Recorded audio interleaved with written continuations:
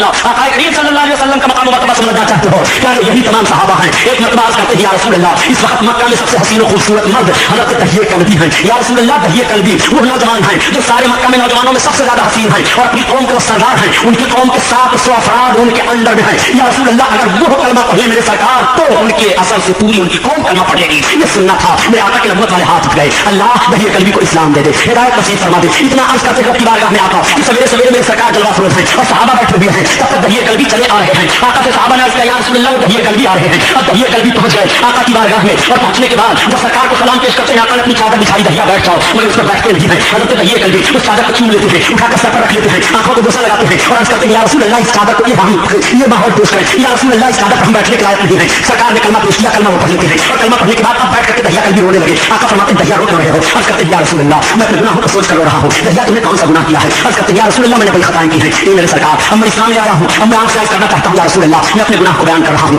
आप अपने रब से पूछ लीजिए, जो सजा उस गुनाह पर हो मैं सहने के लिए तैयार हूँ या रसूल अल्लाह। जो सजा आप दें उसको मैं बर्दाश्त करूंगा। आका फरमाते हैं दहिया तुम अपना गुनाह बयान तो करो। वो अर्ज करते हैं या रसूल अल्लाह, गुनाह बयान करते हुए कलेजा उठा रहा है। आका फरमाते हैं बयान तो करो। हज़रत दहिया कल्बी अर्ज करते हैं या रसूल अल्लाह, बयान करता हूँ, सुनिए। कत्ल तो बेअदी सबीना मिन बिरा, या रसूल अल्लाह, मैंने अपने हाथों से 70 लड़कियों को कत्ल किया है।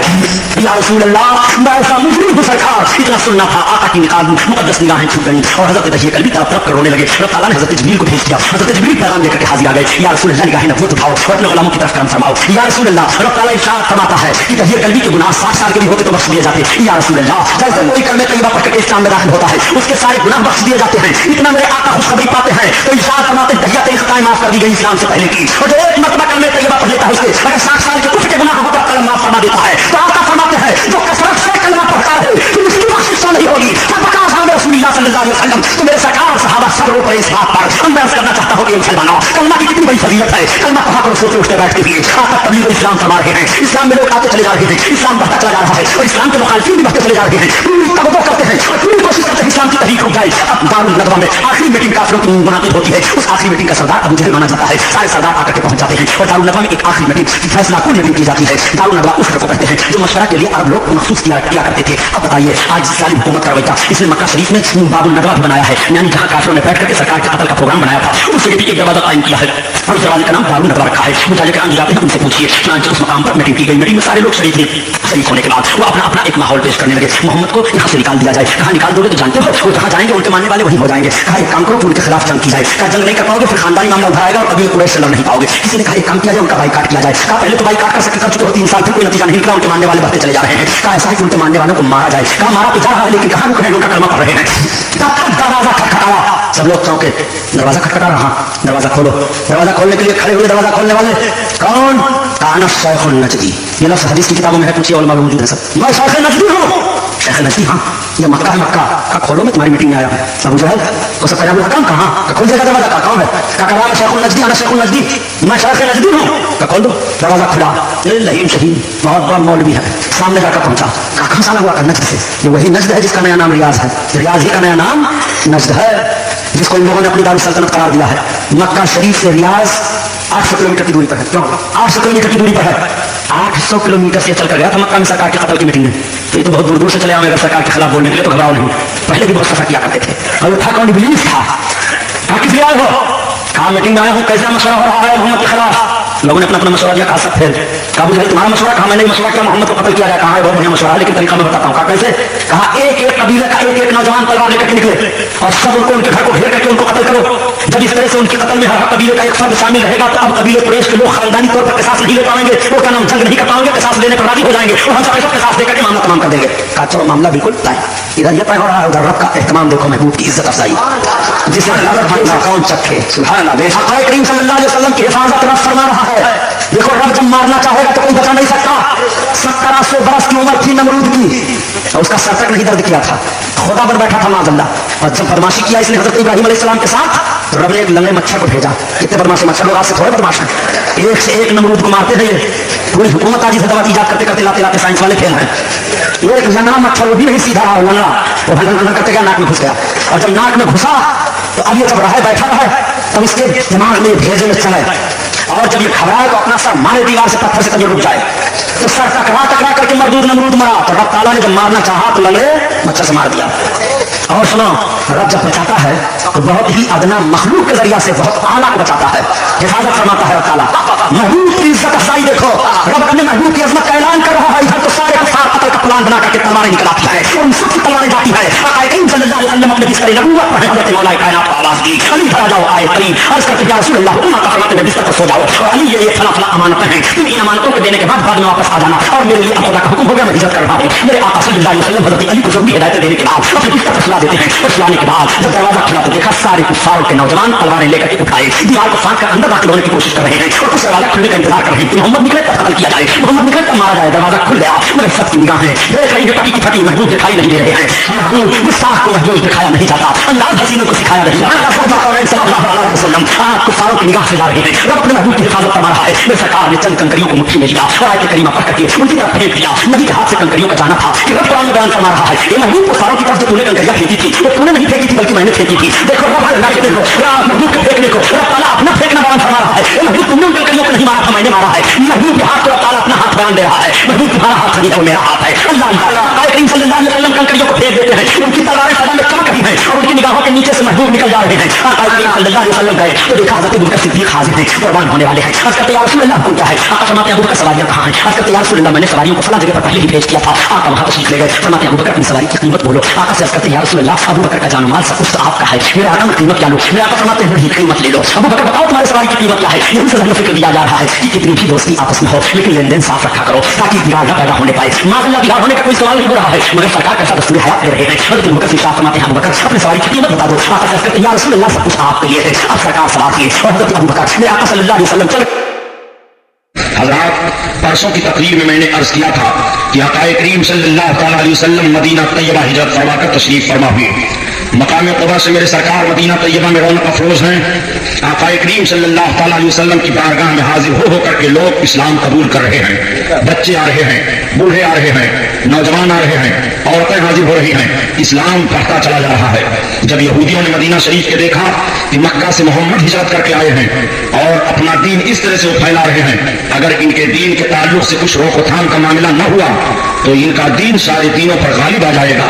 आका करीम सल्लल्लाहु अलैहि वसल्लम की बारगाह में कई यहूदी आलिम हाजिर हुए और वो भी सरकार की बारगाह में हाजिर होकर इस्लाम कबूल किए, जिसमें से हजरत अब्दुल्लाह इब्न सलाम रज़ी अल्लाह तआला अन्हु हैं, जो तौरात और इंजील के बहुत जबरदस्त आलिम थे। वो आका करीम की बारगाह में जब हाजिर हुए और इस्लाम कबूल किए तो सरकार ने इरशाद फरमाया, सरकार से अर्ज़ करते हैं या रसूल अल्लाह आपको सारे यहूद पहचानते हैं, यहूद के उलमा पहचानते हैं, लेकिन हसद और बुग़्ज़ और कीना की बुनियाद पर आपको नबी नहीं मानते। या रसूल अल्लाह मैं अर्ज करूं कैसे आपको पहचानते हैं? सरकार ने फरमाया बताओ। अर्ज करते हैं या रसूल अल्लाह मैं यही मकान में छुप जाता हूं और जब आ जाएं यहूद आलिम आप उन्हें बुलवाएं, उनसे पूछें तो वो सारी बातें बताते चले जाएंगे। आए आका करीम सल्लल्लाहु अलैहि वसल्लम ने बुलवाया, चंद यहूदियों के आलिम सरकार की बारगाह में आए। आका की तरफ से सवाल हुआ कि बताओ नबी आखिरुज़ ज़मा की अलामतें क्या क्या हैं? तो उन लोगों ने बताना शुरू किया। आका करीम इरशाद फरमाते हैं अच्छा ये बताओ अब्दुल्लाह बिन सलाम तुम में कैसे आलिम हैं? उन लोगों ने कहा कि हम में वो सबसे बड़े आलिम हैं। कहा वो नबी आखिरुज़ ज़मा की अलामतें जानते हैं कि नहीं, उनको पहचानते हैं कि नहीं? कहा मोहम्मद अब्दुल्लाह बिन सलाम अगर इस्लाम ले आए तो फिर यहूदियों को बताने की जरूरत नहीं पड़ेगी, वो तो इतने जबरदस्त आलिम है कि सारी निशानियां उनको मालूम है कि नबी आखिरी ज़मा में कितनी निशानियां होंगी। आका करीम सल्लल्लाहु अलैहि वसल्लम से गुफ्तगू कर ही रहे थे कि तब तक मकान के अंदर से हजरत अब्दुल्लाह बिन सलाम बाहर आ गए। उन्होंने अर्ज किया है उलमाए यहूद मैंने नबी का कलमा पढ़ लिया है, ये नबी आखिरी ज़मा है। सरकार दो आलम सल्लल्लाहु अलैहि वसल्लम के सामने से वो बुग़्ज़ और कीना की बुनियाद पर उठ करके चले गए। मदीना शरीफ के वही यहूदियों को बड़ी साजिश करनी पड़ी और बहुत तशवीश हो गई कि मज़हब इस्लाम बढ़ता चला जा रहा है, मज़हब इस्लाम फैलता चला जा रहा है। मज़हब इस्लाम के मानने वाले जो भी मोहम्मद के करीब आते हैं वो इस तरातीब में मजबूत हो जाते हैं कि कितनी भी मुसीबतें उनके ऊपर डाली जाएं, कितनी भी दिक्कतें उनके ऊपर डाली जाएं, लेकिन वो मुसीबतों और दिक्कतों की बुनियाद पर इस्लाम का कलमा नहीं छोड़ रहा है। आका करीम सल्लल्लाहु अलैहि वसल्लम तशरीफ फरमा है, एक गोल आता है इस्लाम कबूल करने के लिए, इस्लाम कबूल किया चला गया। सरकार दो आलम सल्लल्लाहु अलैहि वसल्लम ने सहाबा की एक मीटिंग बुलाई और मीटिंग बुलाने के बाद आका करीम फरमाते हैं कि गिरदो नवाह की जितनी सल्तनतें हैं, जितनी हुकूमतें हैं, उन सब से नाम खत रवाना किया जाए और उनको इस्लाम का कलमा पहुंचाया जाए। सहाबा ने अर्ज किया या रसूल अल्लाह हम इस पर राजी हैं। आका करीम सल्लल्लाहु अलैहि वसल्लम ने 14 सलातीनों के नाम खत लिखवा करके रवाना फरमाए। मेरे सरकार का खत जहां जहां पहुंचा उसमें से कुछ तो ऐसे تھے کہ جنہوں نے کہا ہم بعد میں سوچیں گے، اور کچھ ایسے تھے جو اسلام قبول کیے، لیکن کچھ ایسے ظالم و جابر تھے جنہوں نے سرکار کے خط کی قدر نہیں کی اور پھاڑ کر کے پھینک دیا. انہی میں سے ہرقل اعظم بھی تھا. سرکار دو عالم صلی اللہ علیہ وسلم نے فرمایا اس نے میرے خط کو پھاڑا ہے، میں نے اس کے پورے ملک کو پھاڑ دیا. آقا کریم صلی اللہ علیہ وسلم کے بتانے کے چنانچہ اللہ کے حبیب کے شہدائیوں نے چند ہی دن کے بعد میں ایران کو فتح کیا تھا، عراق کو فتح کر لیا تھا، اور اپنے گھوڑوں کے پاؤں تلے ان زمینوں کو روند ڈالا تھا اور یہ بتا دیا تھا کہ محمد سے وفا نے تو ہم تیرے ہیں، یہ جہاں چیز ہے کیا لوح و قلم تیرے ہیں. آقا کریم صلی اللہ تعالیٰ علیہ وسلم مدینہ طیبہ میں تشریف فرما ہیں. سرکار دو عالم صلی اللہ علیہ وسلم کی بارگاہ میں یہ کے بعد دیگرے تو لوگوں کی حاضری ہوتی ہی رہتی ہے، تمام قبیلوں کے لوگ حاضر ہوتے ہیں، تمام افراد وفد کی صورت میں حاضر ہوتے ہیں، اسلام قبول کرتے ہیں. آقا کریم صلی اللہ تعالیٰ علیہ وسلم کی بارگاہ میں کیسے کیسے لوگ حاضر ہو کر کے اسلام قبول کر رہے ہیں. ایک صاحب حاضر ہوئے، انہوں نے عرض کیا محمد آپ نبی ہو؟ آپ نے فرمایا ہاں نبی ہو تو یہ بتاؤ کہ آپ کے نبی ہونے کی نشانی کیا ہے؟ سرکار فرماتے ہیں تو کون سی نشانی دیکھنا چاہتا ہے؟ اس نے کہا وہ جو پیڑ ہے میں دیکھنا چاہتا ہوں کہ اس پیڑ کو آپ بلائیں تو آپ کی بارگاہ میں آ جائے. آقا نے فرمایا جا اس پیڑ سے کہہ دے کہ تجھ کو نبی نے بلایا ہے. ان کا بیان یہ ہے کہ میں آیا اس درخت کے قریب اور میں نے درخت سے کہا کہ تجھ کو نبی نے بلایا ہے. درخت کی کیفیت یہ ہوئی کہ درخت جھکا بائیں اور دائیں، اور پھر اس کے بعد درخت خود سے اکھڑ گیا اور سرکار کی بارگاہ میں چل کر کے حاضر ہوا. اس معجزہ کو دیکھ کر کے وہ اسلام کا کلمہ پڑھ کر کے اسلام میں داخل ہو گئے. نبی کونین صلی اللہ تعالیٰ علیہ وسلم کو کہاں کہاں دیکھنا چاہتے ہو؟ اگر کسی نے معجزات کو طلب کیے اور معجزے کی بنیاد پر اپنے اسلام لانے کو رکھا تو آقا کریم صلی اللہ تعالیٰ علیہ وسلم نے ان کے لیے معجزہ ظاہر فرمایا. میرے سرکار صحافہ معجزہ ہیں، اسی لیے کہا گیا کہ ید بیضا حسن یوسف دم عیسیٰ ید بیضا داری آنچ خوبہ ہما دارند تو تنہا داری. یا رسول اللہ جو نبی ایک ایک وصف اپنے اندر رکھ رہے ہیں ان سارے نبیوں کے اوصاف کو تنہا آپ اپنے اندر رکھ رہے ہیں. یا رسول اللہ آپ قدم پاک سے لے کر کے سر پاک تک معجزہ ہی معجزہ ہیں. اسی لیے اعلیٰ حضرت عظیم البرکت فرماتے ہیں کہ سر کا باقدم ہے تانے سلطان زمن پھول لب پھول دہن پھول زبن پھول بدن پھول اور تن کا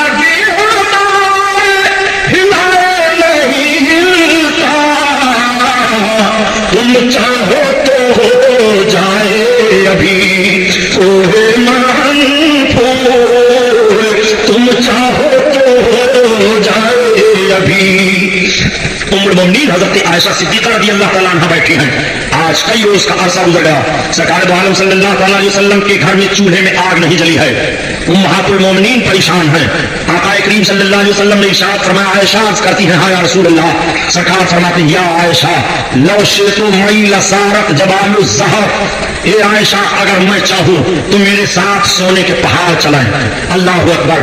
سرکار کے فرمان پر غور فرمائیے. مدینہ طیبہ میں بیٹھ کر کے میرے آقا ارشاد فرماتے ہیں عائشہ اگر میں چاہوں تو میرے ساتھ سونے کے پہاڑ چلائیں. اس کا مطلب سرکار دیکھ رہے ہیں کہ مدینہ میں سونے کے پہاڑ ہیں. آج بھی جغرافیائی طور سے اندازہ لگاؤ کہ سرکار نے اس حدیث پاک کو جہاں بیٹھ کر کے ارشاد فرمایا تھا اس سے دکن سمت میں مدینہ شریف کے قریب میں ایک سونے کا پہاڑ ظاہر ہوا ہے جس کو آج بھی وہاں کی حکومت ابھی چھپائے ہوئی ہے. جب ضرورت پڑے گی تب وہاں سے سونا نکالا جائے گا. اس کا مطلب یہ ہے کہ میرے آقا صلی اللہ تعالیٰ علیہ وسلم دیکھ رہے ہیں کہ مدینہ میں کہاں کہاں سونے کے پہاڑ ہیں. آقا فرماتے ہیں عائشہ اگر میں چاہوں تو میرے ساتھ سونے کے پہاڑ چلیں، لیکن مجھے فقر کی زندگی پسند ہے، مجھے مسکین کی زندگی پسند ہے. اے عائشہ میں اسی زندگی کو پسند کرتا ہوں. آقا کریم صلی اللہ تعالیٰ علیہ وسلم نے اپنی زندگی کے ہر موڑ کو تعلیم امت کے لیے رکھا ہے تاکہ امتیوں کو تعلیم مل جائے اور امتی کامیاب ہو جائیں. امتیوں کو زندگی گزارنے کے لیے کوئی دقت اور کوئی پریشانی نہ ہو. آقا کریم صلی اللہ تعالیٰ علیہ وسلم کی زندگی تمام امت کے لیے نمونہ عمل ہے. آپ ذرا غور فرمائیے. آقا صلی اللہ تعالیٰ علیہ وسلم مدینہ طیبہ میں جلوہ افروز ہیں. آنے والے آ کر کے اسلام کا کلمہ پڑھ رہے ہیں. دریافت کرنے والے دریافت بھی کرتے ہیں، پوچھنے والے پوچھتے ہیں. میرے سرکار جب مکہ سے مدینہ طیبہ میں آئے تھے تو آقا کی عمر شریف کتنی تھی؟ میرے سرکار 50 برس کی عمر میں ہجرت کر کے مدینہ طیبہ آئے. 10 برس تک نبوت کے اعلان کی زندگی نبی نے مکہ میں گزاری ہے اور 13 برس تک میرے سرکار مدینہ طیبہ میں اعلان نبوت کی زندگی گزار رہے ہیں. نبوت والی زندگی سرکار کی 23 برس کی ہے اور مکمل زندگی پاک آقا کریم صلی اللہ تعالیٰ علیہ وسلم کی 63 برس کی ہے. آقا صلی اللہ تعالیٰ علیہ وسلم مدینہ طیبہ میں جلوہ افروز ہیں. آقا کریم صلی اللہ علیہ وسلم کو اطلاع دی جاتی ہے کہ یا رسول اللہ ابو سفیان اپنے مال تجارت کو لے کر کے مدینہ کے قریب سے فلاں راستے سے گزر करने वाला है। आका सल्लल्लाहु अलैहि वसल्लम ने सहाबा से इरशाद फरमाया कि अबू सुफियान का रास्ता रोका जाए, इसलिए कि अबू सुफियान के कुछ आदमियों ने सरकार के सहाबा को सताया था और सरकार के सहाबा के कुछ ऊँटों को लेकर के चले गए थे। आका सल्लल्लाहु अलैहि वसल्लम को जब पता चला कि शाम से तिजारत करके अबू सुफियान आ रहे हैं और उनका रास्ता मदीना के करीब से वही है, तो सरकार ने फरमाया रास्ता रोक लो। नबी कौनैन सल्लल्लाहु अलैहि वसल्लम के फरमान के मुताबिक जब सहाबा रास्ता रोकने के लिए चले तो अबू सुफियान को किसी तरह से इत्तला मिल गई। अबू सुफियान ने रास्ता बदल दिया और रास्ता बदल करके मक्का पहुंच गए। ये कौन अबू सुफियान है? ये अबू सुफियान हजरत अमीर मुआविया के बाप हैं। ये वो हजरत अबू सुफियान है जो अभी इस्लाम नहीं लाए हैं, बाद में ये भी इस्लाम लाए और अजीम सहाबी बने, लेकिन यही हजरत अबू सुफियान है। जब मक्का में पहुंचे तो मक्का के काफिरों को इकट्ठा किया और इकट्ठा करने के बाद अबू सुफियान ने मक्का के काफिरों से कहा कि सुनो, देखो मोहम्मद के हालात को देखो, किस तरह से हम पर चढ़ाई करने का प्रोग्राम बना रहे हैं। देखो मदीना चले गए, मदीना में उनके मानने वालों की कितनी जमीयत हो गई है। लिहाजा एक काम किया जाए कि मदीना में चढ़ करके मोहम्मद का मुकाबला किया जाए। 1000 कुफार तैयार हो गए, उसमें अबू जहल है, उसमें उतबा है, उसमें शैबा है, उसमें अबू सुफियान है, उसमें बड़े बड़े सरदार मक्का के हैं, बड़े बड़े काफिर हैं। 1000 की जमीयत लेकर के मदीना तैयबा की तरफ सरकार पर चढ़ाई करने के लिए ये पहला दस्ता काफिरों को रसूलुल्लाह सल्लल्लाहु अलैहि वसल्लम के खिलाफ जा रहा है। ये पहली जंग मजहब इस्लाम में होने जा रही है। पहले जंग का नक्शा आप सामने रखें। आका करीम सल्लल्लाहु अलैहि वसल्लम को इत्तला मिल जाती है कि कुफारा ने मक्का 1000 की तादाद में मदीना तैयबा पर चढ़ाई कर रहे हैं। आका सल्लल्लाहु अलैहि वसल्लम ने अपने जानिसारों को इकट्ठा किया और जब जानिसार इकट्ठा हो गए तो सरकार ने एक खुफिया एजेंसी मुतय्यन की, यानी चंद सहाबा को इस तरह से मुतय्यन किया जो काफिरों के नकल व हरकत को मालूम कराएं और आकर के बताते हैं। अब आप जरा ज़हन फिक्र पर जोर लगाइए और मुझे बताइए, आज कुछ लोग जब कह दिया करते हैं कि जनाब हमें जफाकशी से मतलब क्या है, हम तो इबादत और रियादत में लगे रहेंगे। मैं आपसे पूछना चाहता हूँ, नबी से ज्यादा आबिद व जाहिद कौन होगा? नबी कौनैन से बड़ा इबादत गुजार कौन होगा? मेरे सरकार से ज्यादा नमाज पढ़ने वाला कौन होगा? नबी से ज्यादा साबिर व शाकिर कौन होगा? लेकिन देखो, मेरे सरकार की मुकद्दस जिंदगी नमूना अमल है। एक तरफ नबी इबादत वाली जिंदगी तुम्हें दे रहे हैं तो दूसरी तरफ नबी की जंग वाली जिंदगी भी मुलाहिजा करो। एक तरफ नबी कौनैन सल्लल्लाहु अलैहि वसल्लम के सब्र शुक्र वाली जिंदगी मुताला करो और दूसरी जानिब नबी कौनैन मकाम बद्र में तलवार लेकर के सहाबा की जमीयत लेकर के जा रहे हैं। मैं आज उन लोगों का ज़हन फिक्र चाहता हूँ जो बड़ी आसानी से बयान कर दिया करते हैं कि नबी तो दुश्मनों को भी दुआएं दिया करते थे, नबी तो गालियां सुन करके भी बर्दाश्त कर लिया करते थे। हराम खोर ये नबी की किस तरह की सीरत बयान कर रहा है, तो नबी की अल्लाह का खिलाफ कर रहा है। सही है, नबी ने दुश्मनों को दुआएं दी हैं, नबी कौनैन ने अपने दुश्मनों की गालियां बर्दाश्त की हैं, मगर नबी के दुश्मन दो तरह के थे। एक दुश्मन तो वो थे जो नबी कौनैन के मिशन के दुश्मन थे और एक दुश्मन वो थे जो नबी कौनैन के मिशन के और नबी की अजमत और जान के भी दुश्मन थे। जो नबी के मिशन के दुश्मन थे उन्हें इस्लाम लाने की तौफीक हो जाती है। जैसे अबू सुफियान वगैरह की जमात है इस्लाम कबूल कर लेते हैं, वो जो नबी के मिशन के भी दुश्मन है और नबी की अजमत और नबी के जान के भी दुश्मन है, अबू लहब अबू जहल की जमात है जिन्हें इस्लाम की तौफीक नहीं मिलती है। नबी कौनैन ने उन दुश्मनों को माफ किया है जो नबी की अजमत न जानते हुए नबी के मिशन की मुखालफत कर रहे थे। नबी ने उनके जुर्मों को माफ किया है और जो नबी की अजमत को जानते हुए भी नबी की शान में गुस्ताखियां करते थे, नबी कौनैन ने उनको खाने काबा के अंदर कत्ल करवाया है। तारीख में बता रहा हूं, नोट करो। अगर हवाला गलत साबित हो तो जो चोर की सजा वो हमारी। नबी की सीरत सुनने बैठे हो, आओ देखो अपने आका सल्लल्लाहु अलैहि वसल्लम की सीरत मुलाहिजा करो। नबी कौनैन ने खुफिया एजेंसी मुतय्यन फरमाई थी। सहाबियों ने आकर क्या अर्ज किया, या रसूल अल्लाह 1000 की जमीयत लेकर के मकाम बद्र के करीब पहुंचने वाले हैं कुफारान मक्का। यह बद्र का मकाम कहां है? मदीना शरीफ से 5 किलोमीटर की दूरी पर या 15 किलोमीटर की दूरी पर या 9 किलोमीटर की दूरी पर है। बहरहाल मुझे सही नहीं मालूम है। मदीना शरीफ के करीब ही मकाम बद्र है। वहां पर पहाड़ी के दामन में आकर के कुफारान मक्का ठहर जाते हैं। आका करीम सल्लल्लाहु अलैहि वसल्लम को इत्तला मिली, मेरे सरकार ने अपने सहाबा का इज्तिमा किया, इकट्ठा हुए सहाबा, मगर बहुत ही गुर्बत और अफलास के हाल में सहाबा हैं। किसी के पास तलवार है, किसी के पास ढाल है, कोई नंगे पैर है, किसी के पास एक ही कपड़ा है, किसी को आज खाने के लिए है तो कोई जा रहा है न तो मशक्कत करने के लिए। ऐसी हालत में 313 लोग इकट्ठा हुए। जो छोटे छोटे बच्चे थे वो भी सरकार की बारगाह में आ गए। या रसूल अल्लाह हमें भी इजाजत दीजिए, हम भी मैदान जंग में चलेंगे जंग करने के लिए काफिरों से। आका करीम सल्लल्लाहु अलैहि वसल्लम ने इरशाद फरमाया इन छोटे बच्चों को मैदान जंग में जाने की इजाजत नहीं है। औरतें निकल आई, या रसूल अल्लाह हम मैदान जंग में चलेंगी। आका ने फरमाया नहीं, औरतों पर जिहाद नहीं है, औरतें मकान में अपने रहें, मैदान जंग में उन्हें जाने की जरूरत नहीं है। आका करीम सल्लल्लाहु अलैहि वसल्लम ने जब अपने 313 मुजाहिदीन की जमीयत को मुतय्यन फरमाया, हजरत उस्मान गनी सामने आए। आका ने इरशाद फरमाया उस्मान तुम ना जाओ, इसलिए कि सरकार की शहजादी हजरत उम्मे कुलसूम हजरत रुकैया हजरत उस्मान गनी के निकाह में थी और बीमार थी। सरकार ने इरशाद फरमाया उस्मान तुम रुकैया के ईमानदारी में रहो, तुम्हें वही सलाम मिलेगा जो लोगों को मैदान जंग में मिलेगा। हजरत उस्मान गनी के अलावा जितने सहाबा थे सब शरीफ हुए। अल्लाह के हबीब सल्लल्लाहु अलैहि वसल्लम ने सख्त देखी। सरकार जायजा लेते चले जा रहे हैं कि नबी कौनैन सल्लल्लाहु अलैहि वसल्लम के खेमे के करीब कौन रहेगा, तो किसी की हिम्मत नहीं हो रही थी, इसलिए कि 1000 कुफारों की जमीन सबके सब सरकार ही पर इजहार करना चाहते हैं। उस दिन हजरत अबू बकर सिद्दीक फरमाते हैं, मैंने अर्ज किया कि मैं अपने आका के करीब रहूंगा। सहाबा कहते हैं कि अच्छे अच्छों के दिल ही रहे थे नबी कौनैन के करीब रहने के लिए, लेकिन अबू बकर का ये कलेजा था, उन्होंने कहा मैं अपने सरकार के खेमे के करीब रहूंगा। चुनांचे आका करीम सल्लल्लाहु अलैहि वसल्लम के खेमे के करीब रहकर के पासबानी की जिम्मेदारी हजरत अबू बकर सिद्दीक रज़ियल्लाहु ताला अन्हु ले लेते हैं। ये पहली जंग इस्लाम की होने जा रही है। आका ने फरमाया पता लगाओ कुफार कितने हैं। आका के लोगों ने बताया या रसूल अल्लाह आज शाम को उनकी फौज में 3 ऊंट ज़बह हुए हैं। सरकार ने फरमाया वो करीब 1000 के हैं। आका सल्लल्लाहु अलैहि वसल्लम रात में अपने रब की इबादत कर रहे हैं। सहाबा आपस में गुफ्तगू कर रहे हैं। कुफाराने मक्का जंग की तैयारी कर रहे हैं। पहले जमीनी लड़ाई थी, ताबुक का पहले लड़ते थे, उसके बाद हल्ला बोल करके हमला किया जाता था फौज पर, और फौज का एक सिपह सालार इधर से होता था, एक उधर से होता था। इस तरह जंग का नक्शा पहले था।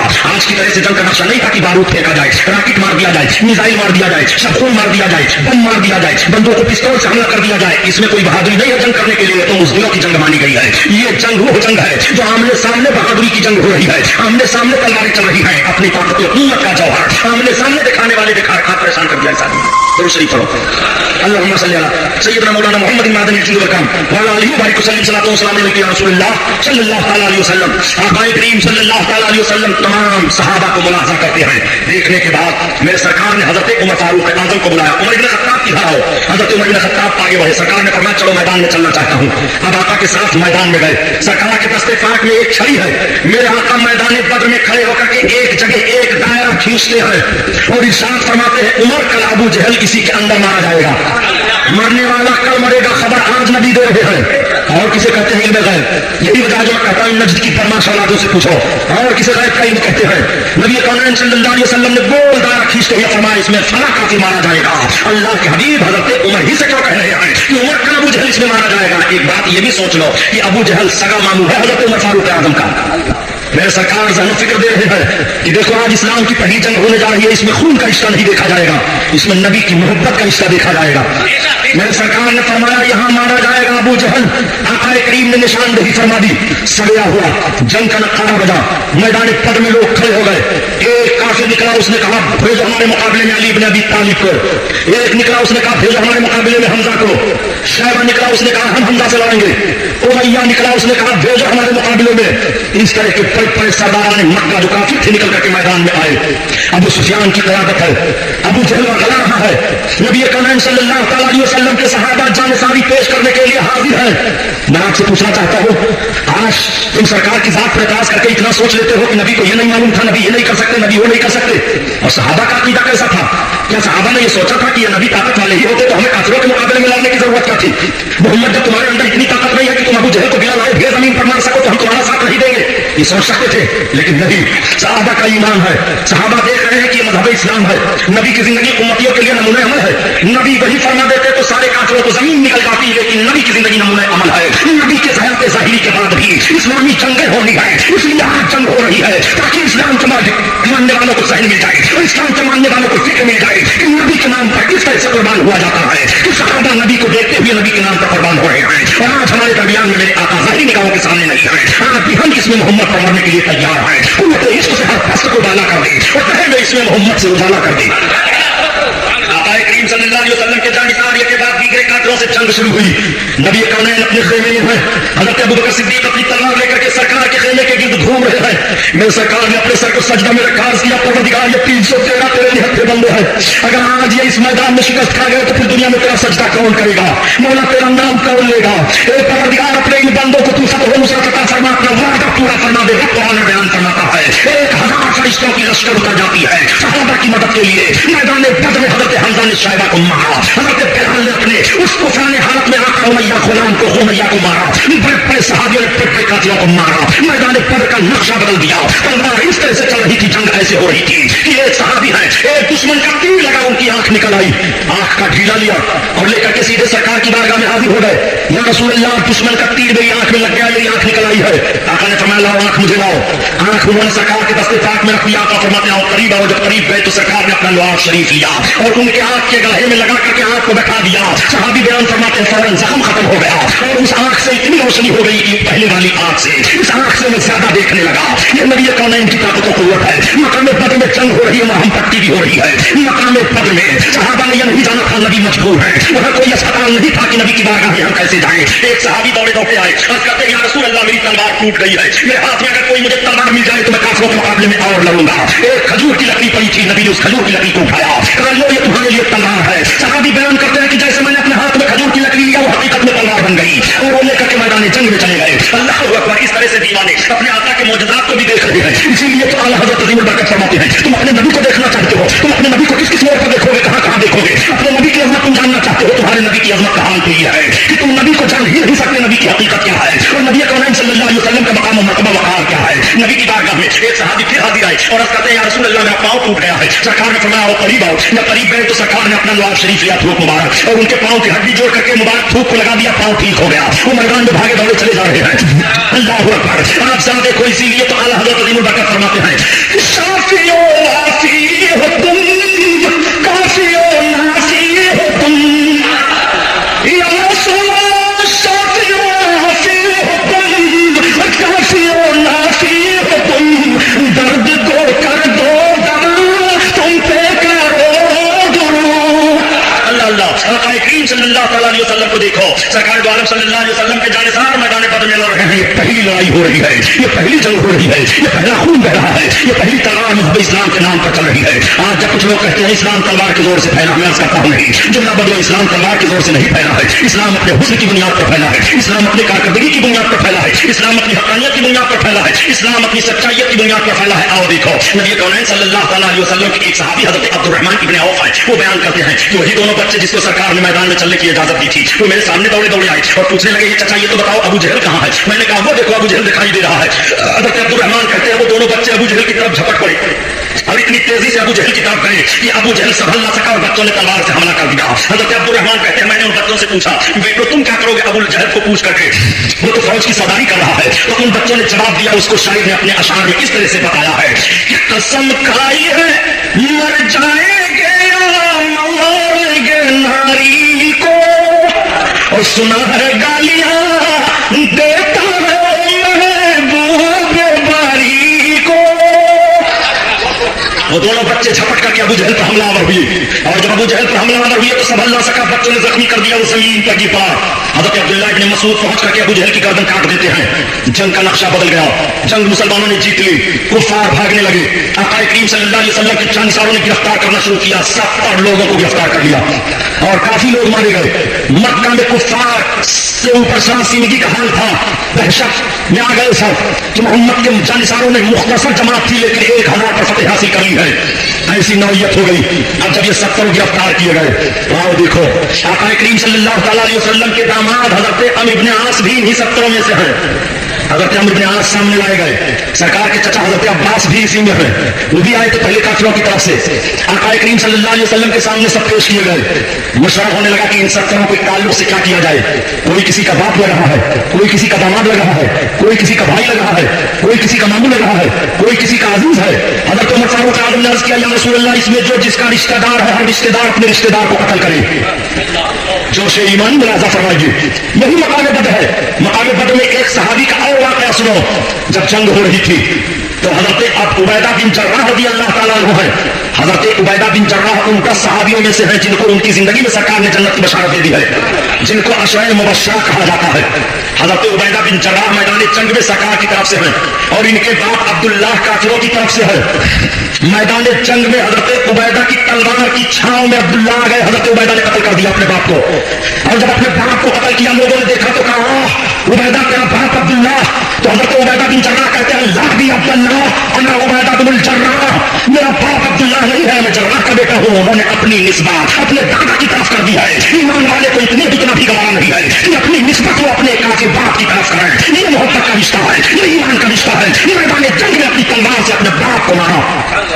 حضرت عبیدہ رضی اللہ تعالیٰ عنہ وہ ہیں جن کو امین الامت کہا گیا ہے. اور سنو, آقا کریم صلی اللہ تعالیٰ علیہ وسلم نے فرمایا ابو بکر کا مشورہ ہے. حضرت ابو بکر عرض کرتے ہیں یا رسول اللہ فدیہ لے کر کے ان سب کو چھوڑ دیا جائے. چنانچہ یہی مشورہ طے ہوا کہ فدیہ لیا جائے. حضرت عباس کو سرکار نے بلایا, کہا آپ فدیہ دے سکتے ہیں؟ انہوں نے کہا میرے بھتیجے محمد میرے پاس کچھ نہیں ہے. سرکار نے فرمایا کچھ نہیں ہے؟ کہا نہ. سرکار فرماتے ہیں کیا آپ ہیلا کر رہے ہیں؟ جب آپ اپنے گھر سے چلنے لگے تھے تو آپ نے ام الفضل یعنی چچی کو بلایا تھا اور آپ نے 1000 درہم دیا تھا اور کہا تھا کہ یہ تم چھپا کر کے رکھ لو, میرے تیرے علاوہ کوئی نہیں جانتا. اگر میں میدان جنگ میں مارا گیا تو تمہارے خرچہ کے لیے ہے, اور اگر میں بچ کر کے آیا تو کوئی بات نہیں. بتاؤ صحیح ہے کہ نہیں؟ حضرت عباس کہتے ہیں سرکار کے چچا کی واقعی اس وقت کوئی نہیں تھا, میں نے جان لیا کہ محمد نبی ہیں. اور کیسا علم غیب چاہیے. نبی کونین صلی اللہ تعالیٰ علیہ وسلم نے حضرت عمرو بن عاص سے فرمایا تمہارا فدیہ کیا ہے؟ سرکار نے حضرت زینب اپنی بیٹی کو جو ہار دیا تھا نکاح کے وقت, سرکار کی بیٹی وہی ہار اپنا بھیجوا دیتی ہے. آقا کریم جب دیکھتے ہیں تو آنکھوں میں آنسو آ گئے. آقا فرماتے ہیں عمرو بن عاص کا رشتے تقدیر سے لڑ رہے ہو. حضرت عمرو بن عاص کو چھوڑ دیا گیا, بعد میں اسلام لائے. حضرت عباس اسلام قبول کیے. جو کفار بھاگ گئے تھے اس میں سے بھی اکثر و بیشتر سب اسلام لائے, مگر کچھ ایسے بھی گرفتار ہوئے تھے جو پڑھے لکھے تھے, ان کے پاس کچھ تھا نہیں. نبی کونین نے ارشاد فرمایا کہ جو پڑھے لکھے لوگ ہیں وہ جو مسلمان پڑھے نہیں ہیں ان کو پڑھنا سکھا دے, مسلمانوں کے بچوں کو لکھنا سکھا دے. ان کا فدیہ یہی ہے. یہیں سے سمجھو کہ تعلیم پر کتنا زور نبی نے دیا ہے. کہ مقام قدر میں جب کفار گرفتار کیے گئے تھے تو سرکار نے اس میں سے جو پڑھے لکھے تھے ان کا فدیہ یہی رکھا تھا کہ تم مسلمان بچوں کو پڑھا دو, ان مسلمانوں کو پڑھنا لکھنا سکھا دو جو نہیں جانتے ہیں, تمہارے لیے یہی فدیہ ہے. آقا کریم صلی اللہ علیہ وسلم نے کس طرح سے ادا فرمایا. کفاروں کو بڑی تشویش تھی کہ محمد کامیاب ہو گئے. مدینہ طیبہ میں ایک عجیب ہلچل ہے. یہودیوں کو بڑی دقتوں کا سامنا کرنا پڑا. آئے دن میرے سرکار کے معجزات کو دیکھتے رہتے تھے اور دیکھ کر کے دیکھتے تھے کہ اسلام پھیل رہا ہے, اسلام بڑھتا چلا جا رہا ہے. دوسری جنگ کی تیاری ہونے لگی.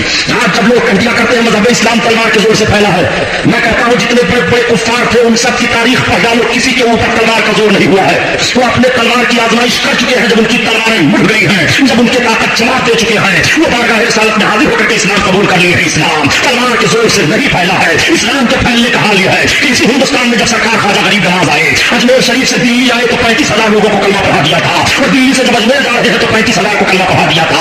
ایک سفر میں غریب نواز نے 70,000 کو کلمہ پڑھا کر کے اسلام میں داخل کروایا تھا. یہ کہاں کی تلوار ہے جو کلمہ پڑھنے پر مجبور کر رہی ہے؟ یہ کون سی تلوار ہے جس نے کلمہ پڑھایا ہے؟ یہی وجہ ہے کہ کہنا پڑ رہا ہے کہ اسلام نے خون کا احترام کیا ہے. اسلام نے پیجا توڑ پر کسی کا خون نہیں بہایا ہے. اسلام نے تو اتنا احترام کیا ہے کہ نبی کونین فرماتے ہیں مجھے یہ گوارا ہے کہ آسمان گر جائے اور زمین دھس جائے, مگر مجھے یہ گوارا نہیں ہے کہ کسی انسان کا خون زمین پر بہے. پھر یہ تلواریں کیوں چلی ہیں, پھر یہ جنگیں کیوں ہوئی ہیں, پھر یہ نقشہ کیوں مرتب کیا گیا, پھر ان سب کو کیوں کاٹا گیا؟ آپ ذرا فطری طور پر سوچ لیجیے. آپ اس دشمن کو ہر سائڈ سے سمجھانا چاہتے ہیں. آپ رحم و کرم کی چھاؤں میں اس کو لا کر کے رحمت کی برسات میں اس کو نہلانا چاہتے ہیں, لیکن وہ ہے کہ اکڑا ہوا ہے, کسی صورت کو ماننے کے لیے تیار نہیں ہے. آپ کو لامحالہ اپنا وہ کارنامہ بدل کر کے وہ کارنامہ اختیار کرنا پڑے گا جس چیز کو اس کی فطرت چاہ رہی ہے, یعنی اس پر سختی کرنی پڑے گی.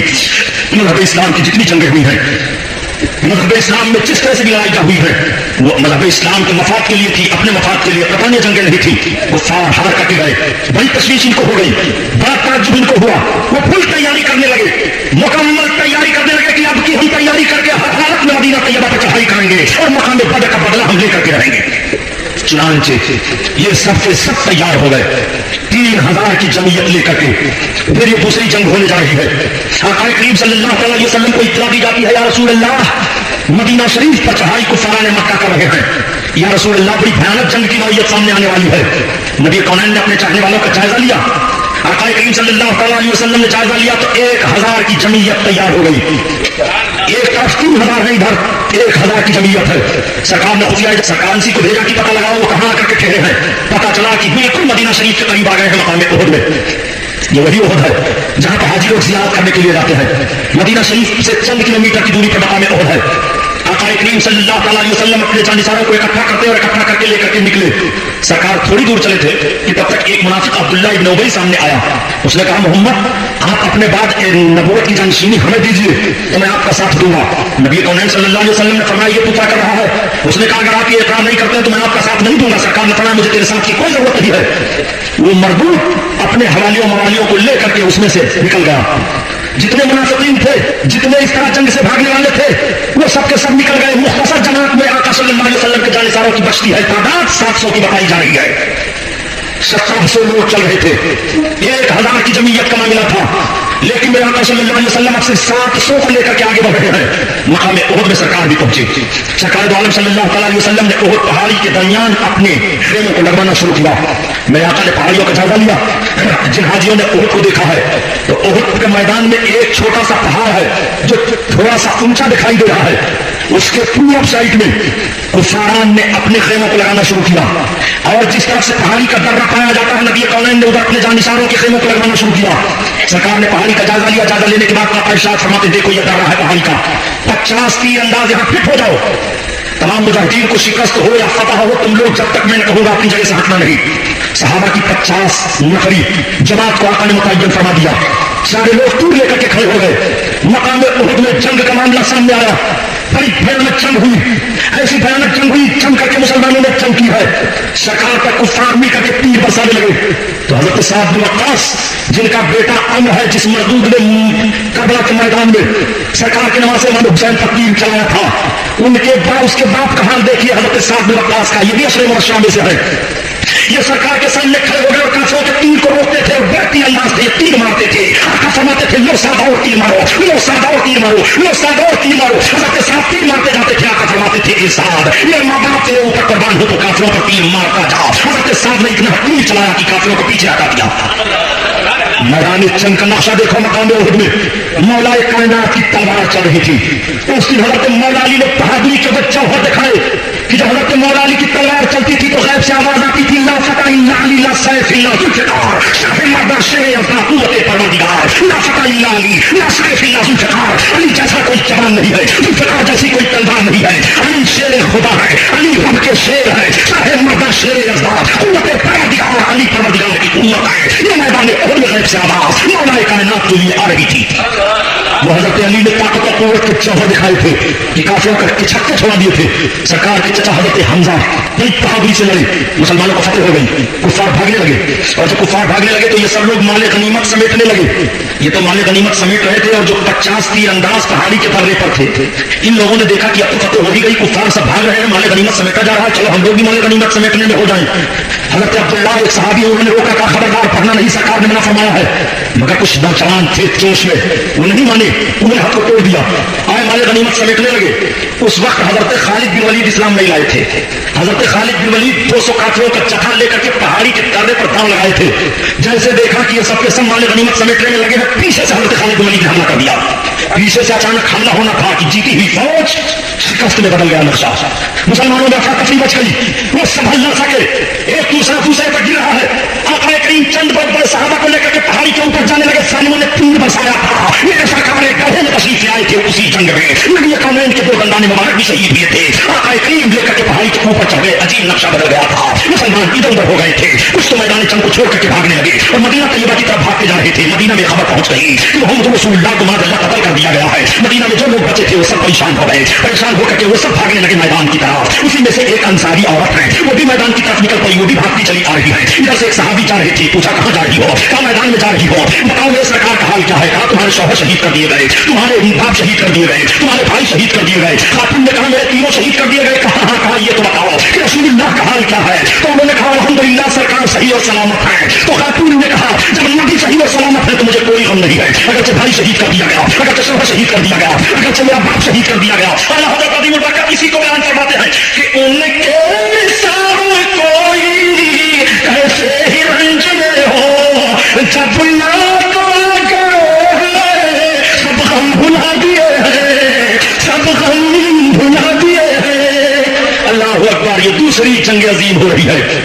सरकार दो आलम सल्लल्लाहु अलैहि वसल्लम पहाड़ी पर तशरीफ फरमा है। मेरे आका अबू सुफियान और दूसरे जो बड़े बड़े सरबराह थे वो लोग कहते हुए वापस चले गए, चलो छोड़ो हटाओ, बदला हो गया बद्र का। उसी जंग में मेरे आका के चचा हजरत हमजा को शहीद किया गया। हजरत हमजा को कैसे शहीद किया गया?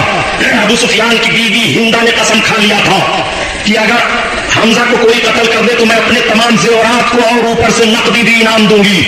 चुनांचे एक वहशी गुलाम थे, उस वक्त तो इस्लाम नहीं लाए थे, वो हरबा चलाना बहुत अच्छा जानते थे। बल्लम, उन्होंने बल्लम से हजरत हमजा को मारा। हजरत हमजा को उनका बल्लम लग गया।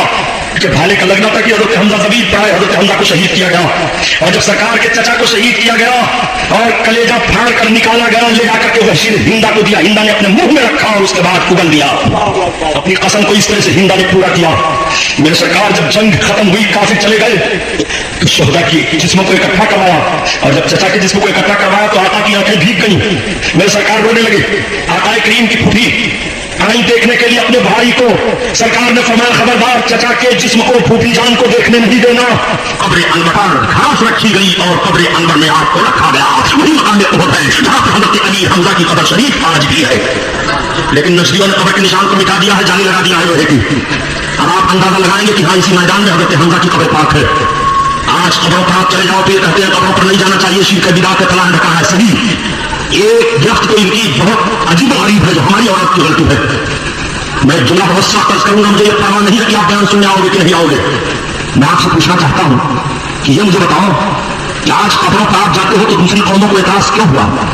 دوسرے لوگ کیوں پھاڑ پھاڑ کر کے چلاتے ہیں؟ آج قبروں کی حاضری مزارات کی آپ دیکھو.